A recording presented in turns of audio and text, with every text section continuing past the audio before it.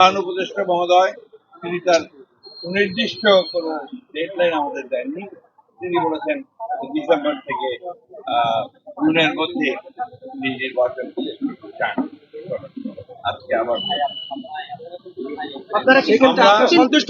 আমরা একেবারেই সন্তুষ্ট নই। আমরা পরিষ্কার করেই বলেছি যে আমরা ডিসেম্বর কাট আউট টাইম, ডিসেম্বরের মধ্যে নির্বাচন হয় তাদের দেশে যে রাজনৈতিক পরিস্থিতি, অর্থনৈতিক পরিস্থিতি এবং সামাজিক আরো খারাপের দিকে যাবে, সেটা তখন নিয়ন্ত্রণ করা।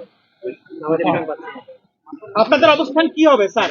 আপনারা যে আপনারা ডিসেম্বরের মধ্যে নির্বাচন চান, মাননীয় প্রধান উপদেষ্টা আজকে আপনি যেটা বললেন যে আপনাদের বলেননি সন্তুষ্ট, আপনারা সন্তুষ্ট না, আপনাদের অবস্থানটা কি হবে? আমরা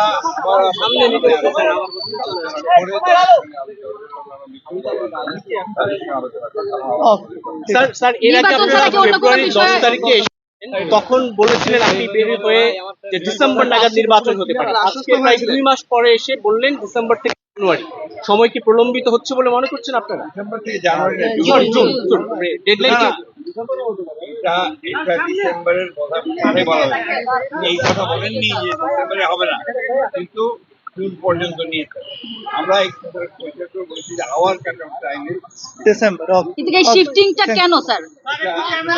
না উনি কি কোনো ব্যাখ্যা করেন? আপনারা চাননি ব্যাখ্যাটা? স্যার প্রশ্নটা হচ্ছে স্যার আপনারা তো একটা করে আসলে আমরা স্যার ডিসেম্বরের মধ্যে যদি নির্বাচন, এর আগে আপনি বলেছিলেন যে প্রধান উপদেষ্টা বলেছে ডিসেম্বরে নির্বাচন হবে, আজকে কিন্তু স্যার সেই শিডিউল পাওয়া যায়নি। আপনারা কি করতে চান?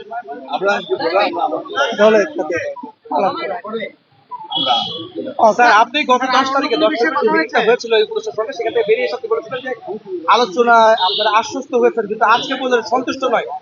এই বিষয়টা আসলে আলোচনা কি এখন ফলপ্রসূ হয় না? এক কথায় বলতে পারি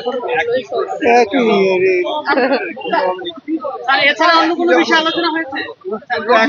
ছাড়া অন্য কোনো বিষয় আলোচনা হয়েছে? অনেক বিষয় আলোচনা হয়েছে। ওকে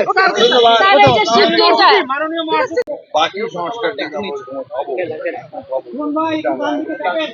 রাজনৈতিক হয়ে আসবেন,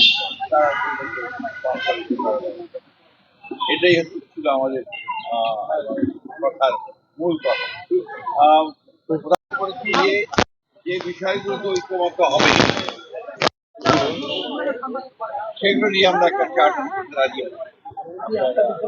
তারপরে সেটার ভিত্তি করে আমরা বাকি নির্বাচনের দিকে চলে যেতে পারি এবং